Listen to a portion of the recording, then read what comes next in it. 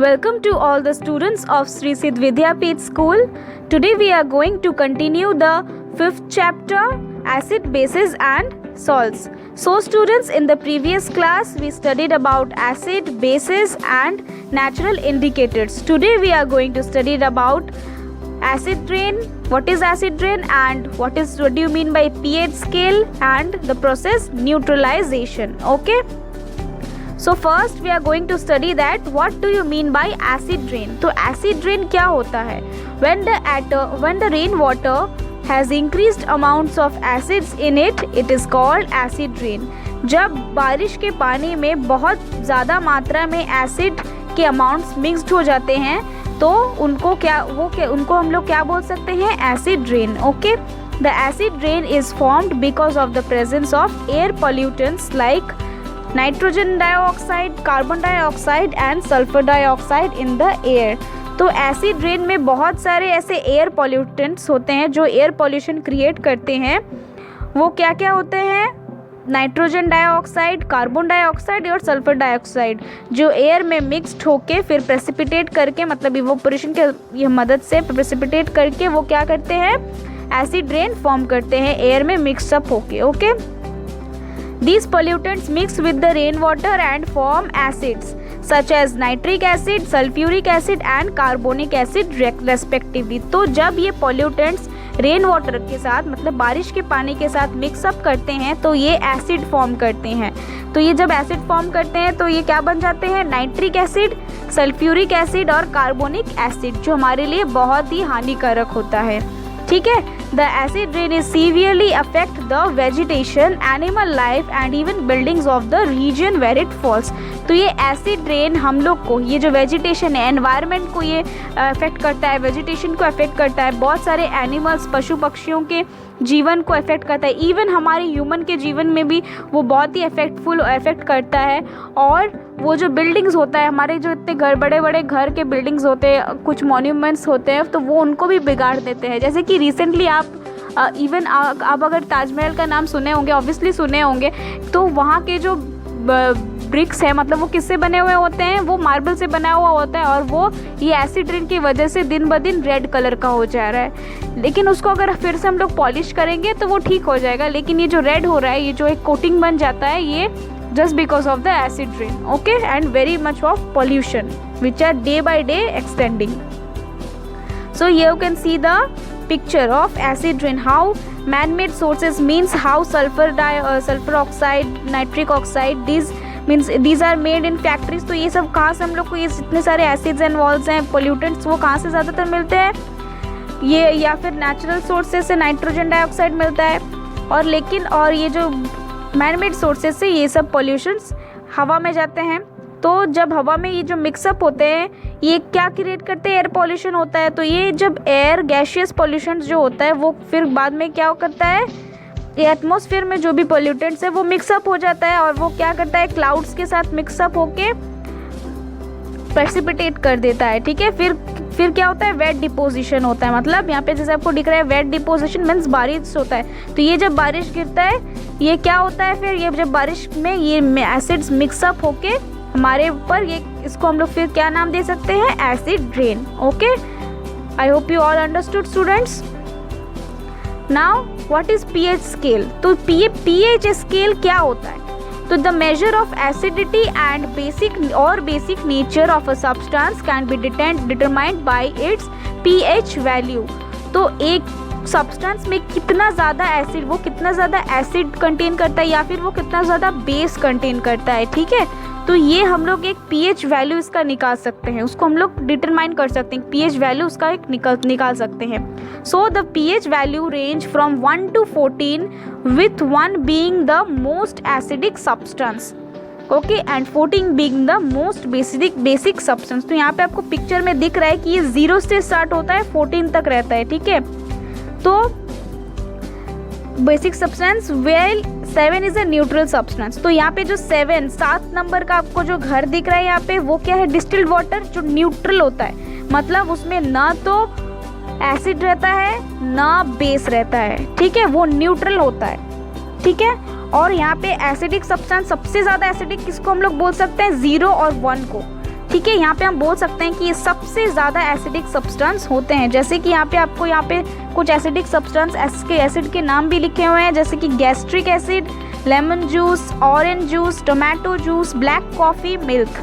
तो यहाँ पे जो 6 तक है ये सारे एसिडिक होते हैं। ठीक है। हाईली एसिडिक कहाँ पे होता है? 0 और 1 2 3 4।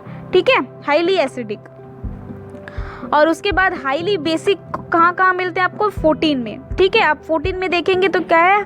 सोडियम हाइड्रोक्साइड, ब्लीच, अमोनिया, फिर handmade soaps, baking soda, shampoos, ये सारे क्या होते हैं? बेसिक होता है। लेकिन ये जो 14 वाला नंबर जो होता है पीएच स्केल में, अगर कोई भी चीज़ 14 वाले नंबर पे आएगा तो वो क्या होगा? Highly basic. तो यहाँ पे कलर भी आप डिटरमाइन कर सकते हैं। अगर आपको पता ही हम लोग वो कैसे टेस्ट करते हैं, लिटमस पेपर या फिर इंडिकेटर से।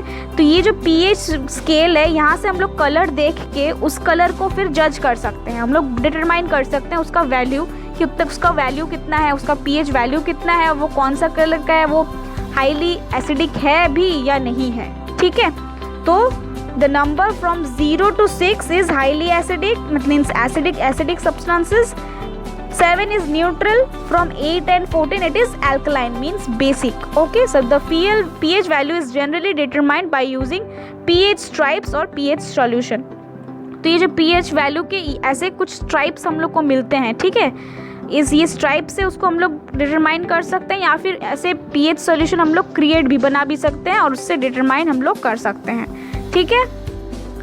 सो now acids are never stored in metal containers. तो एसिड कभी भी मेटल कंटेनर्स में नहीं स्टोर किया जाता है। क्यों नहीं किया जाता है?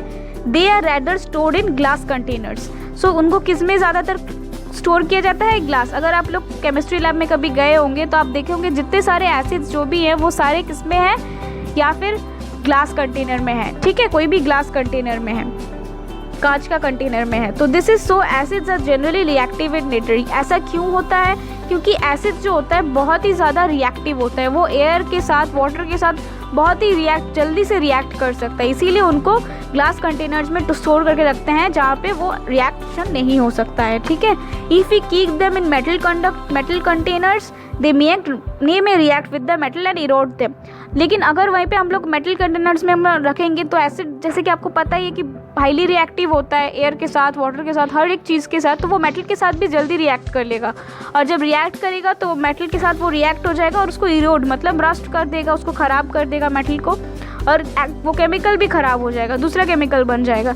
तो इसीलिए वो glass on the other hand does not react with acid at all. इसीलिए उसको ग्लास में रखते हैं, मतलब कांच के कंटेनर में रखते हैं, ताकि वहाँ पे रिएक्शन ना हो, क्योंकि कांच जो है वो मेटल के साथ रिएक्शन नहीं करता है। ठीक है। So now what is the process? Neutralization. तो न्यूट्रलाइजेशन प्रोसेस क्या है? So neutralization is a process of और a chemical reaction in which an acidic and basic substance is mixed with each other in order to neutralize their acidic and alkaline nature. तो neutralisation एक process, और फिर या उसको हम लोग chemical reaction भी बोल सकते हैं, जहाँ पे एक एसिडिक सब्सटेंस और एक बेसिक सब्सटेंस को मिक्स किया जाता है। ठीक है, उसको न्यूट्रलाइज करने के लिए कि वो एसिडिक है या फिर एल्कलिन, या फिर एल्कलिन मीन्स बेसिक है। ठीक है, तो उसको जानने के लिए, उसको न्यूट्रलाइज करने के लिए, क्या वो एसिड है या फिर क्या वो बेसिक है। ठीक है, इसी प्रोसेस को बोला जाता है न्यूट्रलाइजेशन। तो the product that is formed after the neutralization process is called a salt and also water is released. तो ये जो प्रोसेस होता है, या फिर एक केमिकल रिएक्शन भी आप इसको बोल सकते हैं, तो ये जो प्रोसेस होता है तब क्या फॉर्म करता है? जब रिएक्शन होता है एसिडिक और बेसिक का, ये क्या फॉर्म करता है? सॉल्ट फॉर्म करता है, और साथ में वाटर रिलीज करता है। ठीक है। The salt have basic, acidic और न्यूट्रल नेचर। सॉल्ट का फिर क्या होगा? अगर वो बेसिक होगा तो बेसिक होगा, एसिडिक होगा तो एसिडिक होगा, या फिर न्यूट्रल होगा तो वो न्यूट्रल नेचर का होगा। ठीक है। The neutralization process results in the generation of heat which raises the temperature of the reacting mixture. तो ये जो न्यूट्रलाइजेशन का जो प्रोसेस है, यहाँ पे जैसे कि हमने अभी बड़ा प्रोडक्ट क्या क्या है? सॉल्ट और वाटर है, लेकिन उसके साथ हीट भी रिलीज होता है, और वो टेम्परेचर मतलब बहुत गर्म भी हो जाता है। ठीक है, हीट रिलीज होता है, इसीलिए वो टेम्परेचर जो होता है रेज होता है, मतलब गर्म हो जाता है, ऊपर उठने लगता है, ज़्यादा होने लगता है। A synthetic indicator often used for testing neutralization reactions is phenolphthalein, okay, phenolphthalein solution, it is pink in colour. तो हमने बहुत सारे नेचुरल इंडिकेटर्स के बारे में पढ़ा, लेकिन एक साइंटिफिक, एक सिंथेटिक इंडिकेटर मतलब मैन मेड इंडिकेटर होता है, ठीक है, नेचुरल नहीं होता है, वो हम लोग बनाते हैं, इंसान लोग बनाते हैं, जिसका नाम क्या है, फिनोल्फथैलीन सॉल्यूशन, ठीक है। एक सॉल्यूशन बनाते हैं जो फिनोल्फथैलीन सॉल्यूशन होता है, वो कौन सा कलर का होता है, पिंक कलर का होता है, okay. So when an acid is added to the phenolphthalein solution, the solution turns colourless, indicating the presence of an acid. तो ये जो फिनोल्फथैलीन सॉल्यूशन एक इंडिकेटर है, अगर इसमें हम लोग कोई एसिड डालेंगे तो वो क्या हो जाएगा, सॉल्यूशन का कलर चला जाएगा, कलरलेस हो जाएगा। तो वो हम लोग तभी क्या जान सकते हैं कि उसमें एसिड है। तो ठीक है, अगर कोई एसिड डालेंगे और वो फिनोल्फथैलीन एसिड कलरलेस हो जाएगा, तो कलरलेस हो जाएगा मतलब वो इंडिकेट कर रहा है कि वो जो सब्सटेंस है वो क्या है, एसिडिक है, ठीक है। When a base is added to phenolphthalein solution, the solution retains its pink, indicating the presence of base. तो अगर कोई हम लोग बेस डालेंगे उसमें, तो वो क्या होगा, उसका कलर चेंज नहीं होगा, उसका कलर पिंक ही होगा, रिटेन नहीं करेगा। तो वो तब हम लोग क्या समझेंगे कि वो बेस है, ठीक है। इसी के साथ रिलेटेड आपका बुक में एक्टिविटी 5.5 दिया गया है, आप एक बार उसको अच्छे से पढ़ लेंगे, ठीक है।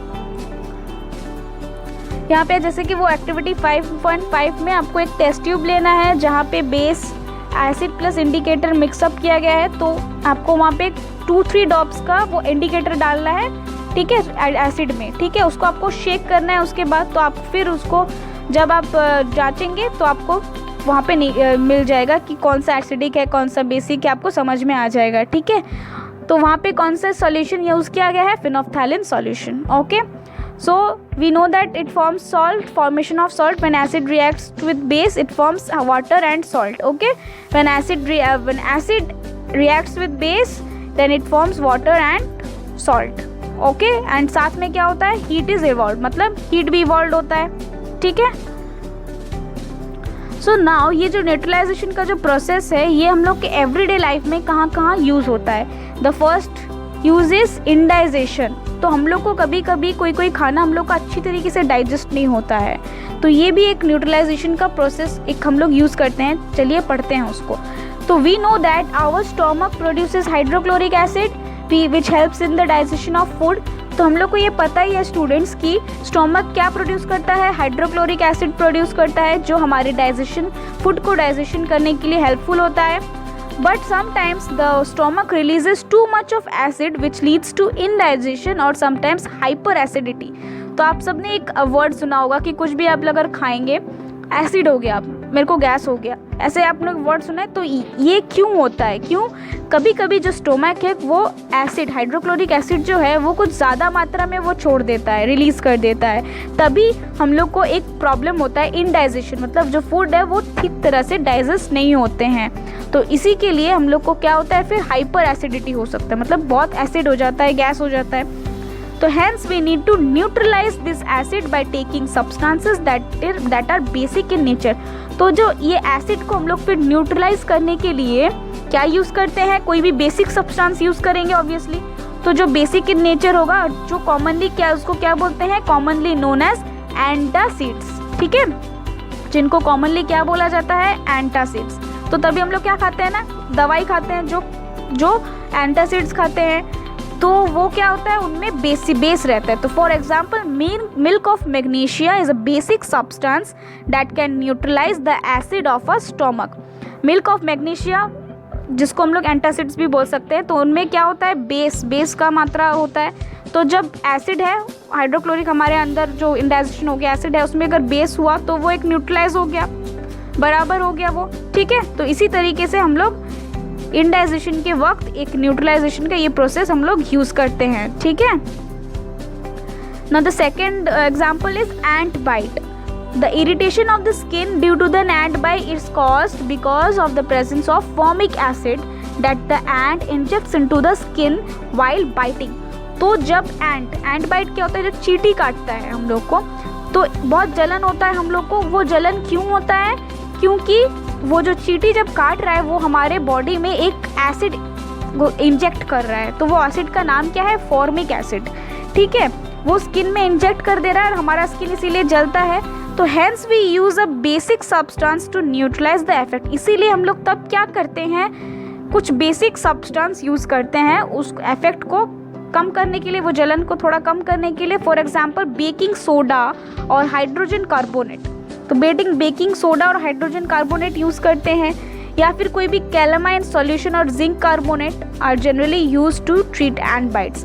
तो इसीलिए कैलामाइन सॉल्यूशन या फिर कोई बेकिंग सोडा या फिर उसको हाइड्रोजन कार्बोनेट भी बोला जाता है, ये जो सारे बेसिक सब्सटेंस हैं इनको यूज़ किया जाता है उस एसिड को न्यूट्रलाइज करने के लिए। Okay, understood. Now the third example is soil treatment. So plants need a soil which is neutral in nature, but using chemical fertilizers on soil can turn into acidic. तो आप सबको पता है कि प्लांट्स को जनरली पेस्टिसाइड्स, केमिकल फर्टिलाइजर्स की बहुत ज़रूरत होती है उस प्लांट्स को उगाने के लिए। तो अगर हम लोग इतने सारे केमिकल्स का यूज़ करेंगे, इतने सारी चीज़ों का यूज़ करेंगे, तो जनरली वो सॉइल में जो एसिडिटी का मात्रा है वो लगभग बढ़ ही जाएगा, मतलब बेसिक नहीं रहेगा, वो सॉइल क्या हो जाएगा, एसिडिक हो जाएगा। तो इसी सॉइल को एसिडिक से न्यूट्रल करने के लिए, मतलब न्यूट्रलाइज करने के लिए हम लोग क्या यूज़ करते हैं, कुछ बेसिक सब्सटेंसेस यूज़ करते हैं। जैसे कि to treat acidic soil we use quick lime, okay, calcium oxide, और slaked lime which is known as calcium hydroxide. तो इनमें हम लोग क्या डालते हैं, एसिडिक को न्यूट्रलाइज करने के लिए क्या डालते हैं, क्विक लाइम, जिसको क्या बोलते हैं, कैल्शियम ऑक्साइड बोलते हैं, और स्लेट लाइम जिसको क्या बोलते हैं, कैल्शियम हाइड्रोक्साइड। ये दोनों को हम लोग मिट्टी के साथ फिर मिला देते हैं जब उनका एसिड को न्यूट्रलाइज करने के लिए। Okay, so basic soil can be treated by adding organic substances to it as they release acid while decomposing into the soil. तो अगर सॉइल एसिडिक हो गया तो हम लोग ये बेसिक सब्सटेंसेस यूज़ किए, लेकिन अगर सॉइल में ज़्यादा बेसिक का मात्रा ज़्यादा हो गया तो हम लोग एसिडिक सब्सटेंस में क्या यूज़ कर सकते हैं, कुछ ऑर्गेनिक चीज़ें यूज़ कर सकते हैं, जैसे कि कोई छिलका, जो भी कुछ भी डाल सकते हैं, नेचुरल चीज़ें डाल सकते हैं जो डिकम्पोज हो सकता है। ओके, बैक्टीरिया जो डिकम्पोज कर सकता है, कुछ नेचुरल चीज़ें हम लोग डाल सकते हैं, क्योंकि जब वो डिकम्पोज करते हैं वो तब क्या रिलीज़ करते हैं, एसिड रिलीज़ करते हैं। ठीक है, तो इसीलिए हम तब वो यूज़ कर सकते हैं। Okay, the last example is factory waste. The factory waste is acidic in nature and cannot be directly dumped anywhere.